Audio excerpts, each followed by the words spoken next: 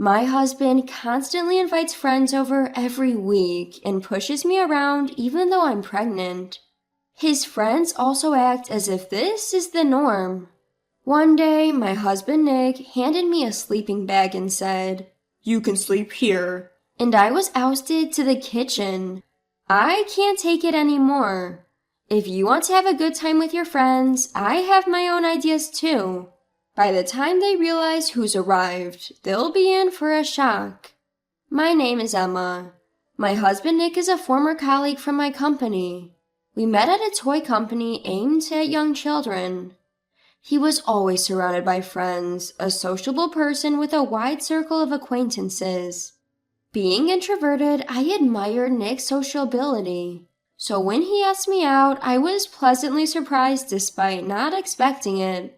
Once I started dating Nick, I realized that despite seeming flamboyant, he was actually frugal and responsible. Surprisingly, we spent many of our dates at home relaxing. "Nick, you're always hanging out with various people, aren't you? I thought you'd prefer to go out more for dates." When I mentioned this, he responded with slight awkwardness. "So you saw me like that?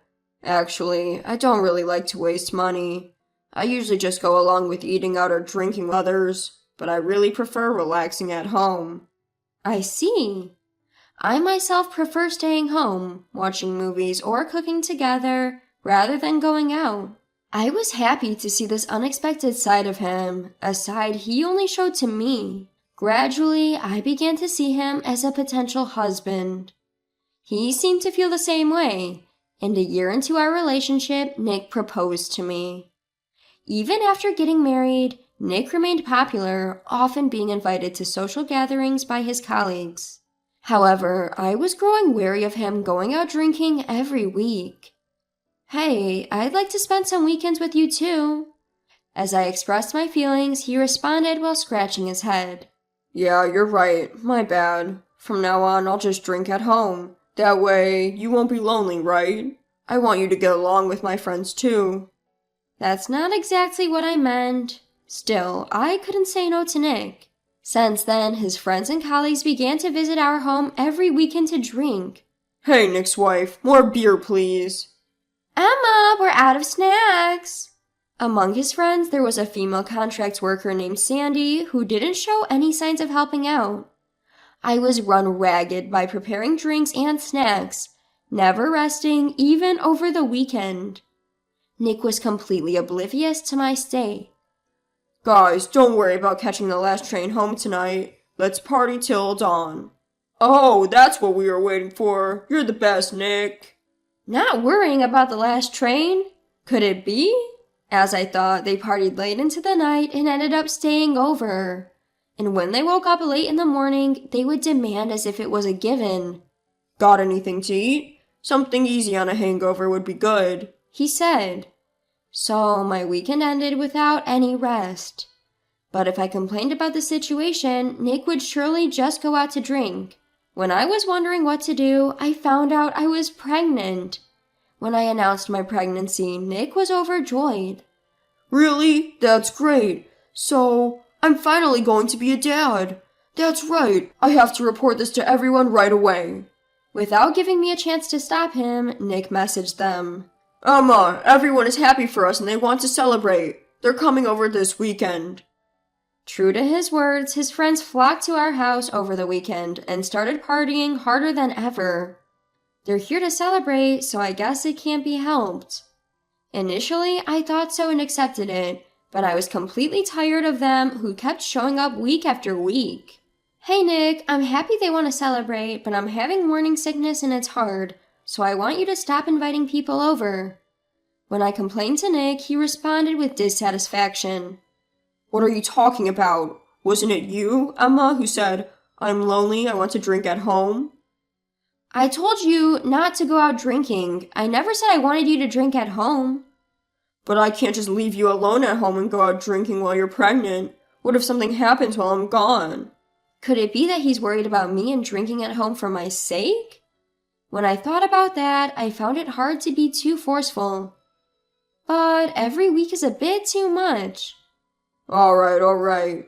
But right now, everyone is just trying to celebrate our baby. We can't just ignore their feelings, right? Having been told that, I had no choice but to concede. I understand, but I'm having morning sickness, so I don't think I can prepare much food or snacks.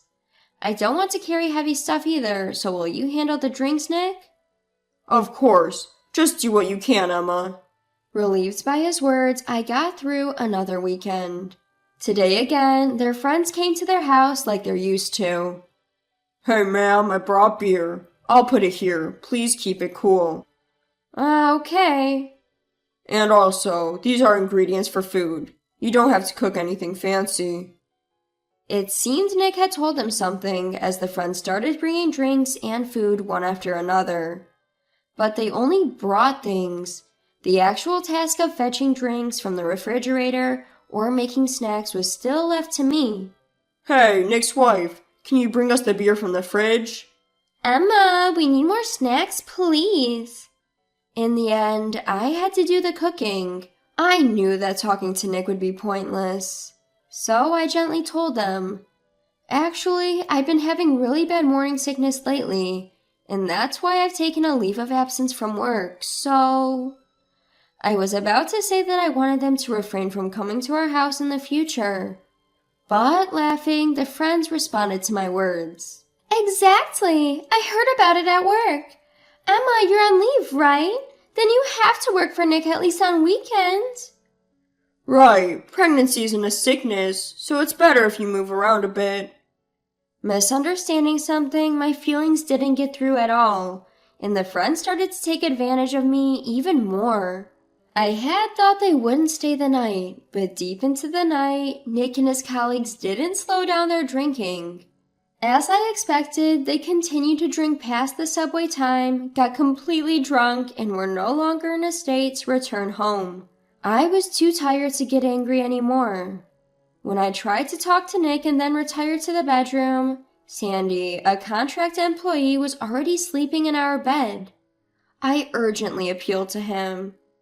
Nick, Sandy's sleeping in our bed. Oh, she got pretty wasted, so I carried her to the bed. I can't believe it. I want to rest too. Yeah, that makes sense. Just wait a bit. I thought he was going to wake Sandy up and get her off the bed, but instead Nick came back with a sleeping bag. You should sleep here for tonight. Saying that, Nick started setting up the sleeping bag in the corner of the kitchen. Whoa, wait a second. You're telling me I'm sleeping here? And in a sleeping bag? Well, we're still drinking in the living room, so this is the only place, right? I'm glad I bought this camping sleeping bag, haha. Called by his friend, Nick returned to the living room with more drinks in his hands. With no choice, I spent the night in an uncomfortable sleeping bag. The next morning, I was awakened by a knock from Sandy. Hey, Emma, how long are you going to sleep? It's already 11 a.m., you know. Sorry, I had trouble falling asleep last night. After a night in an unfamiliar sleeping bag and on the hard kitchen floor, I managed to fall asleep only when dawn broke. I only managed to doze off, and I'm not feeling refreshed at all. Regardless, Sandy continued. Hey, I'm hungry. Don't we have anything for breakfast? Oh, thanks to someone's oversleeping, it's more like brunch now, haha. Wake me up when it's ready, okay? She said, and then went back to our bedroom. With a fuzzy head, I went to the living room where Nick and his friends were passed out drunk. The table was littered with the remnants of their food and drinks. It seems I'm the one who will have to clean up this mess. As I was making a soup grudgingly, the smell attracted Nick and his friends. Oh, soup, huh? Nice. Sandy also came to the living room and started stuffing herself with rice, soup, and omelet. His friends, too, seemed to have become quite cheerful. Yesterday was so fun, man. I don't feel like going home today either. I get that. It's a long weekend after all. Let's have a second celebration. Instead of refusing, Nick said, Thanks for doing this for us. He even expressed his gratitude. It looks like it's up to me to be the one to say no. Well, everyone, I've understood your feelings well enough, so it's not necessary for you to celebrate so many times. The room fell silent for a moment at my stern words. Sensing this, Nick quickly addressed everyone. That's right, let's invite others today. They said they were busy and couldn't come yesterday, right? At his words, the friends quickly got their spirits back. Nick, that's a brilliant idea. They were also wanting to celebrate again. Noticing my dissatisfaction, Nick addressed me sternly. Emma, what's with that attitude since a while ago? It's rude to everyone, isn't it? I thought you'd be anxious being alone as a pregnant woman, so I'm holding back from going out drinking. They're all caring for me who can't go out drinking, and have taken the trouble to come to our house, you know? The friends also agreed with Nick's opinion. Holding back from drinking for the sake of his wife, Nick really cares about his wife, but it will suffocate if you keep holding back too much. We have to take a breather like this about once a week. We're always ready to accompany you. That's right. There are not many good husbands like Nick. We'll come every week if necessary. Thanks for covering for my wife's selfishness, everyone. Encouraged by everyone, Nick didn't seem entirely displeased. Everyone's covering for my selfishness? Is this kind of drinking party going to continue every week from now on? That's ridiculous. Finally, I snapped at Nick's words. Got it. Then can I invite someone too? As I said that, Nick nodded in relief. Yeah, you can invite whoever you want. It's more fun when there are many people. Hearing that, I immediately made a phone call to a certain place. In the afternoon, another friend of Nick's arrived. I didn't think everyone was drinking 2 days in a row. Thanks for the invite, Nick. Likewise, thank you for celebrating for us. Let's drink to our heart's content today. Then the doorbell rang again. Oh, looks like the person Emma invited is here too. Should I get the door? Opening the front door, Nick was taken aback. But boss, why are you here? I hurriedly headed to the entrance to welcome the visitor. Uncle, I've been waiting for you. Uncle? Indeed, the man I called to our home on the phone was the head of our department at the company. To the surprised Nick and his friends, I explained the situation. This man is an old friend of my father. He has loved me as his own daughter since the day I was born. But Emma, you never mentioned this before. Nick interjected, sweating nervously. He didn't show any signs of this at the wedding or at the company, even as head of the department. Well, if the other employees heard that the boss was doting on me, they would find it hard to work, wouldn't they? At my words, the boss added, I have also been sternly told by Emma not to be overly familiar in public. I've never been able to outsmart her. As a man without children of my own, Emma is like a precious daughter to me. The boss, suddenly serious, turned to Nick and said this.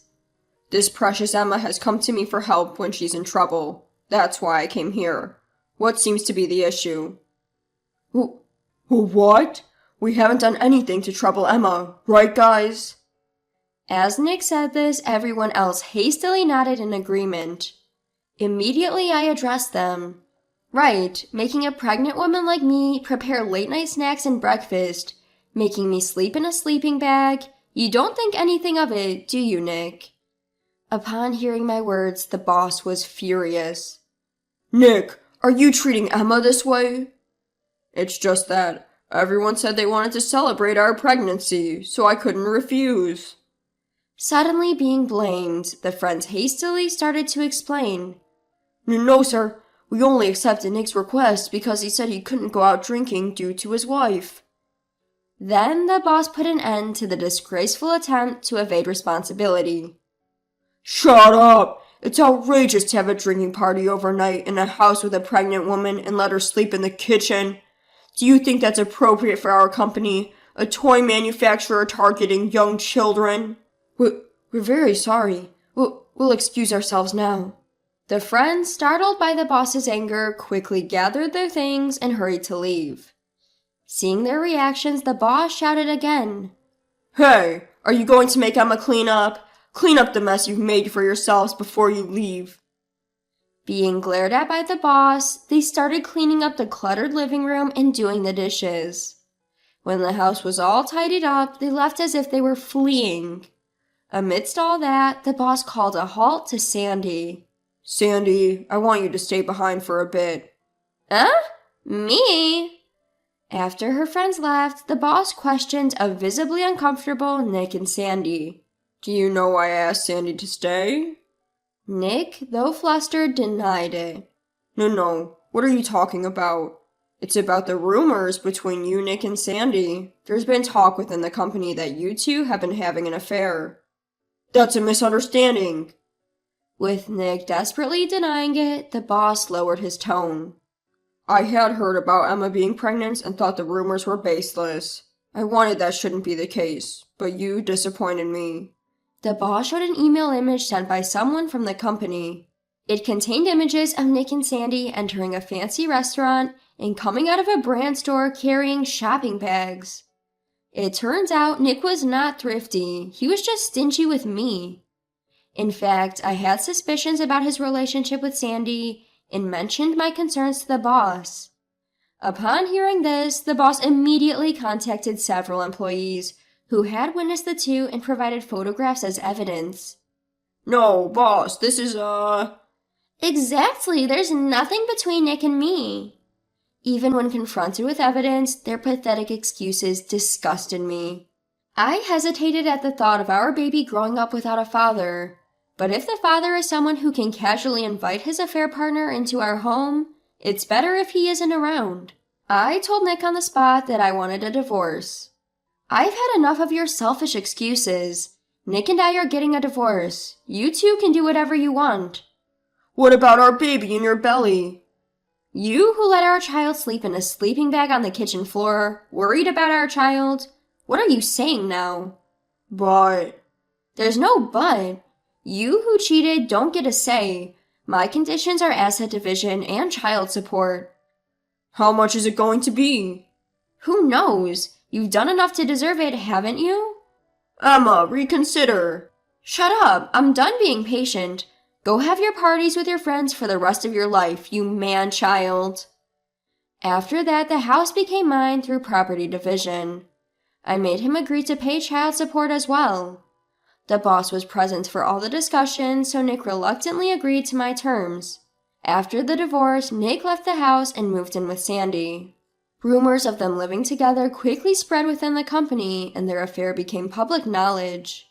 Because their bad reputation also negatively affected the clients, it seemed Sandy was fired and Nick was demoted. As the reason for the contract termination reached the temp agency, Sandy was unable to find a new placement. Nick also suffered a major salary cut due to his demotion. Sandy, now jobless, and Nick, who stretched thin by monthly child support payments, they have no wiggle room in their lives and are now forced to live a very frugal life. They are always fighting about money, and though they both want to break up, they are forced to stick together because neither of them has the funds to live alone. On the other hand, with the support of my family and the boss, I was able to give birth safely. Afterwards, the boss introduced me to a man, leading to a remarriage. As I created a new family, I've never been happier.